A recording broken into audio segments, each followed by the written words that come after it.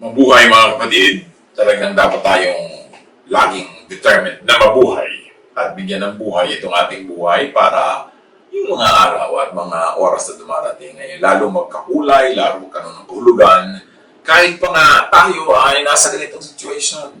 Dahil ang Panginoong Diyos natin ay nasa langit, kahit tayo nasa lockdown. Kaya importante na nagpapasalamat tayo at laging nananalig, laging umaasa na ang Panginoon alam niya ang nagaganap at hindi siya mabagal, hindi siya mabilis, tama lang ang timing niya. That the work of the Lord will be made perfect and we will understand it. Ngayong mga panahon na ito na maraming kakaibang nangyayari sa mundo, maraming bigla naging prayerful.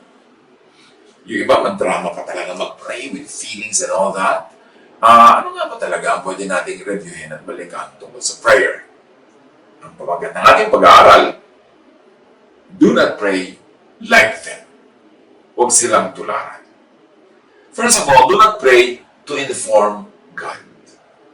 God is all-knowing. Hindi mo na kailangan inform ang God na, Lord, may sakit po ang nanay ko. Para sasagutin ng Diyos, alam ko. Lord, wala na po kami sardinas. Alam ko. Lord, nag-aalala po ako. Alam ko. Alam ng Diyos yan. Ang dami-dami nating prayer to inform God. It's a waste of words. It's a waste of time. And really, anong na-achieve nun? Psalm 147 verse 5, Great is our Lord and mighty in power. His understanding has no limit. So alam na niya yan bago pa natin sabihin. Matthew 6:7-8, sabi ni Jesus, sa pananalangin ninyo, huwag kayong gagamit ng maraming salitang walang kabuluhan, gaya ng ginagawa ng mga hentil. Akala nila ay papakinggan sila ng Diyos dahil sa haba ng kanilang sinasabi. Huwag ninyo silang tularan. Alam ng inyong Ama na nasa langit ang inyong kailangan bago pa ninyo ito hingin sa Kanya. Your Father knows what you need before you ask Him. So hindi na rin natin kailangan mag-grocery list, mag-shopping list, kailangan po namin ito, kailangan po namin ito, kasi alam na yun ng Diyos. At lalo namang hindi mo sabihin, bigyan mo kami nito, bigyan mo kami nito, dahil inuutusan mo na naman yung Diyos. So sasabihin, ba po natin ang ipag-pray? Magandang tanong yan. Kasi ang dami talagang hindi naman dapat kasali sa prayer. Kaya ang gusto ni Jesus na prayer, yung simple. Kasi more words, more mistakes, at mas maraming pwedeng hindi ayon sa kalooban ng Ama na uri ng panalangin. Sabi sa Job 21:22, can anyone teach knowledge to God? So alam ng Diyos ang lahat. We don't even have to tell God what to do. Ecclesiastes 3:14, alam kong mamamalagi ang lahat ng ginawa ng Diyos. Wala nang kailangang idagdag, wala ring dapat bawasin.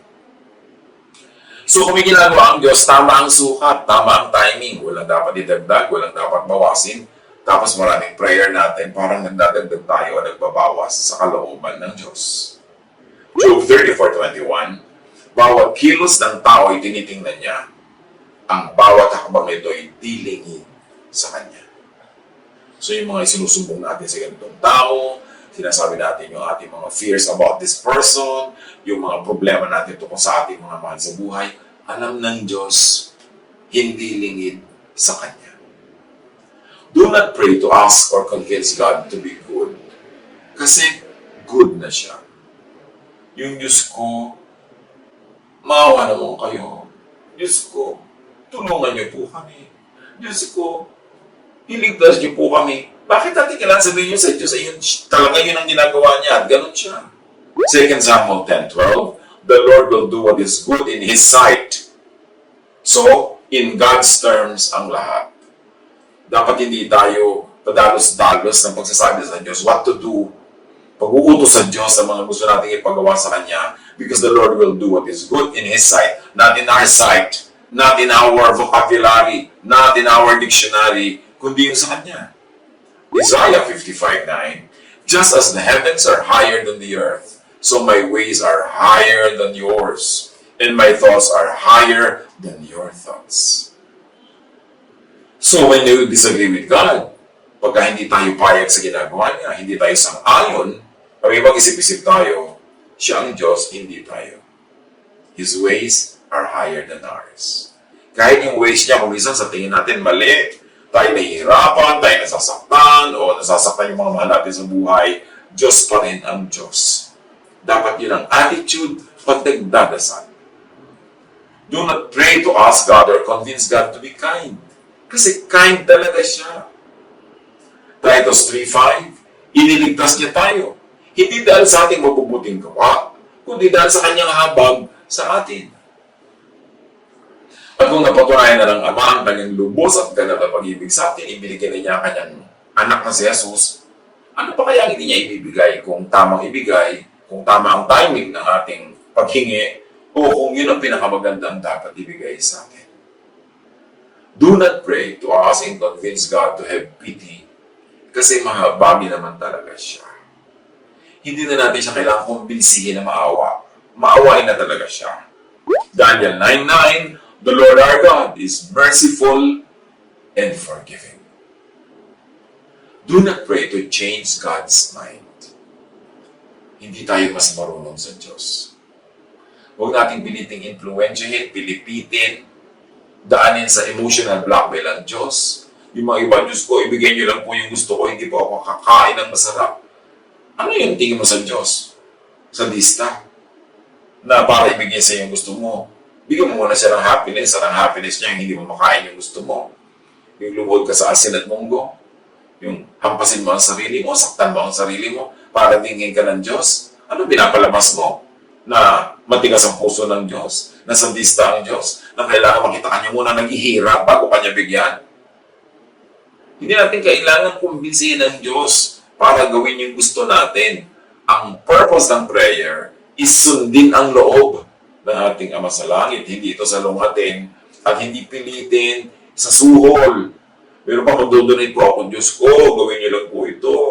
Lord, papasahin ko lang anak ko sa exam, papakatay ako ng 5 kalabaw, etc., etc. Ba't kailangan natin gawin yan sa Panginoon? Nakakainsulto yun. Hindi natin kailangan magsuhol, hindi natin kailangan magbigay.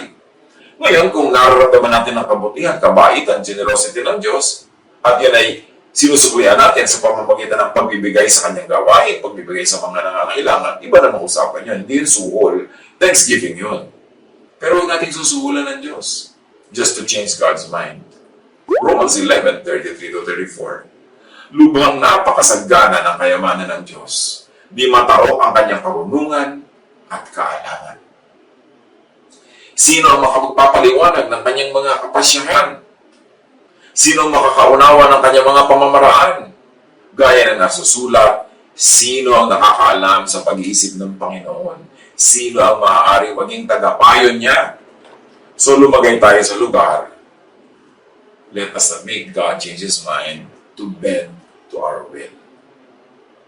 Now, because God is all-knowing, God knows best. The best according to the thought of God is probably not always the best according to our thoughts. Eh, sino ba tayo? Di ba tayo ang creation? So, submit tayo sa Creator.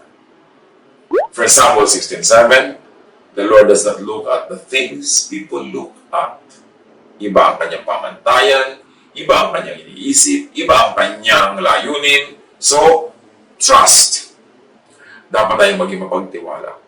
Lalo sa mga panahon na hindi tayo agree sa Diyos. Sa mga panahon na mas gusto natin siyang pangunahan para mangyari yung gusto natin, trust God.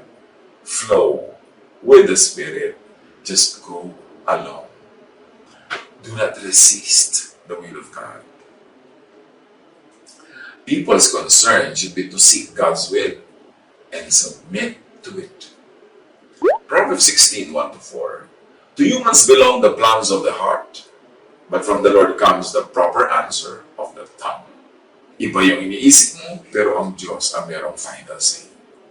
All a person's ways seem pure to them, but motives are weighed by the Lord. The Lord works out everything to its proper end. Sa tingin natin kung minsan, tama tayo, malinis tayo, mabait tayo, pero lahat ng yan, sinusukat, tinitimbang ng Diyos. At sabi, lahat dadilan ng Diyos sa kanyang happy ending. Proper ending, correct ending. And sometimes the proper ending is not always the happy ending for everyone concerned. So willing tayo dapat to be happy with the decision of God. Do not pray to be seen and praised by people. Ayaw na ayaw ni Jesus yung display prayer. Matthew 6:5-6. When you pray, don't be like the hypocrites. They love to stand in the synagogues and on the street corners and pray loudly. They want people to see them. The truth is, that's all the reward they will get. But when you pray, you should go into your room and close the door. Then pray to your Father. He is there in the private place. He can see what is done in private, and He will reward you. Paulit-ulit si Jesus niyan. Magdadasal ka, manahimik ka sa landay yung silid. Wala po akong kwarto, sabi ng iba. Ipikit mo ang mata mo, yun ang kwarto mo. Mag-iisa ka na. At kasama mo ang Diyos, na pag-iisa ka kasama ang Diyos. Gusto ng Diyos nakikipag-ulayo sa iyo personally, privately, person to person. Hindi isang damakmak ng tao yung nakapaligid. So do not pray to perform. Kasi kung minsan kung maraming tao, lalo magpe-pray leading ka, yung pinapaganda mo pa yung boses mo. Papakyot pa kuminsan yung iba. Yung iba naman, napakarami mga bulaklak na mga salita. Ang haba-haba. Lalo may audience, may camera, hahaba pa yan. The more public, the more temptation to perform. Marami yung tatanong, uy, ba't hindi po namin kayo nakikita nagpe-pray? Kailangan ba talaga makita? Kailangan i-display sa harap mo para malaman mo nagpe-pray ang kapwa mo. Ang gusto ni Jesus na prayer, private, quiet. Hindi masama, hindi bawal mag-pray sama-sama. Ginagawa din yan ng mga believers ng New Testament time. Pero si Jesus, ang sinasabi niya, mag-pray ka mag-isa. The disciples, maybe they had the need, they had a compulsion to pray together, especially during the persecution, and that is not wrong. Pero kung tatanungin niyo, si Jesus sabi niya, mag-pray ka mag-isa. Ang nakikita ng Ama na pakipagsarilinan mo sa Kanya, gagandang palaan niya yun. Matthew 6:16-18. When you fast, don't make yourselves look sad like the hypocrites. They put a look of suffering on their faces so that people will see they are fasting. The truth is, that's all the reward they get. So when you fast, wash your face and make yourself look nice. Then no one will know that you are fasting except your Father, who is with you even in private. He can see what is done in private, and He will reward you. Same with prayer. Hindi mo kailangan ipakita sa iba. Hindi mo kailangan patunayan na madadasalin ka. Hindi kailangan laging nakikita. Ang gusto nga ng Panginoon, makipagsarilinan. Tsaka siyempre, pag private yung prayer, hindi mo na kailangan mag-isip ng vocabulary, hindi mo na kailangan isipin yung pronunciation, hindi mo na kailangan mag-isip kung paano makaka-impress yung prayer mo, paano mo be-bless yung iba. So very sincere ka lang, which is God-pleasing.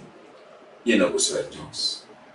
And do not pray to earn points with volume of words, with repetitions, and with drama. Yan ang kuminsan ang problema sa public prayer. Nagiging performance.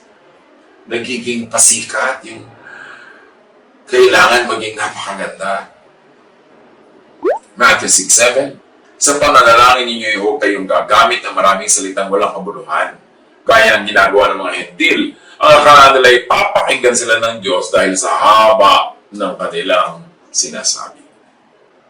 Dahil nga napakarami ngayong oras pagdasal, napakarami ngayong biglang naging matadasalin, kaya kailangan reviewin natin. Ano nga ba ang katuruan ni Jesus tungkol sa pananalangin? Matthew 6:9-15. This is then how you should pray. Our Father in heaven, hallowed be your name. In other words, pray to honor God. And to honor God means to submit to His will, to be kind, to be forgiving. Your kingdom come, your will be done on earth as it is in heaven. So pray to obey God's will, not to tell God what to do. Give us today our daily bread, so pray for today's food, which is symbolic also. Be contented with what you have now. Huwag ka mag-hoard. Kailangan i-share mo ang iyong mga resources. Maging masaya ka sa isinusupply sa iyo sa araw na ito. Dahil sabi ni Jesus, tomorrow's problem will have its own solutions. And forgive us our debts as we also have forgiven our debtors. So pray to be forgiven the way you forgive others. So mas dapat mo ipanalangin na maging mas mabait ka, maging mapagpatawad kasi yung sukat na ginagamit mo sa kapwa, yan din ang magiging panukat ng Diyos sa iyo. At sabi ni Jesus dito, panalangin nyo and lead us not into temptation, but deliver us from the evil one. Pray to be delivered from temptation, from the evil one, and from yourself, from oneself. Dahil sabi ng James 1:13-14, whenever you feel tempted to do something bad, you should not say, God is tempting me. Evil cannot tempt God, and God himself does not tempt anyone. You are tempted by the evil things you want. Your own desires leads you. Your own desire leads you away and traps you. Mga pagpulay-pulayan natin. Alam na naman natin ito wala namang bago. Pero ang mahalaga pa rin yun natin yung pagkaunawa, yung pag-apply. Para ang prayer natin tulugod-lugod sa Diyos. Diyos ang audience natin. Hindi ibang tao, hindi ang ating sarili. Manalangin tayo. At siguro naman sa dami ng pointers na yan, iiksi na yung mga prayer natin. Magiging konti na lang yung pagpe-pray natin.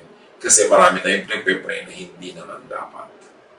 At sa pagpe-pray, huwag natin kakalimutan to be quiet, to be still, to listen for God's voice, to listen to the voice of God. Hindi lagi tayo may sinasabi, talda tayo ng tagdal, puno tayo ng mga words, wala tuloy space para tayo makinig. At yan din ang disadvantage kung marami kang kasama nagpe-pray. You feel that you have to fill every empty space with words. Wala tuloy enough time to be silent. Samantalang half of the prayer should be to listen to God, to seek God's will. And if we're quiet enough, sabi niya, be still and know that I am God. That in your stillness, in your non-activity, in your non-verbal prayer, the Lord has space to speak to all of us. God bless all of us.